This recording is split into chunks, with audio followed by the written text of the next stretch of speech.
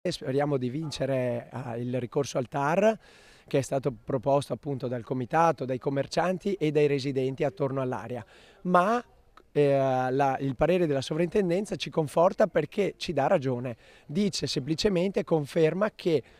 non sono state considerate alcune norme di tutela che ha il quartiere e che erano inserite nella strumentazione urbanistica. Si fa forza anche del parere della soprintendenza, il comitato che da anni si batte contro la costruzione di un condominio di 60 metri e di un centro commerciale in quest'area verde ma inquinata di Viale San Marco.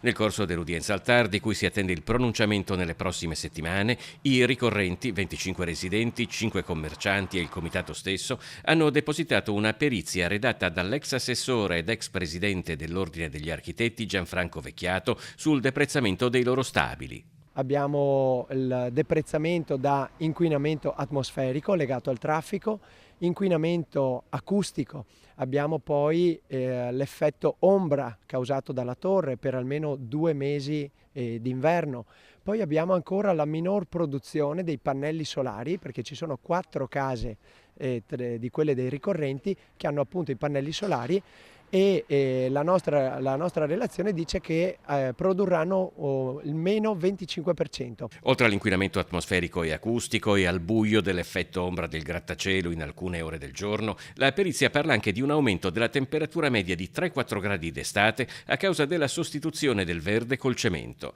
Ma per il comitato, a pesare parecchio al di là del parere del TAR, c'è anche il parere della soprintendenza. Il piano di questa area dovrà essere assoggettato a VAS per l'impatto significativo che ha sotto il profilo ambientale, paesaggistico, architettonico. C'è un impatto nei confronti del sito UNESCO.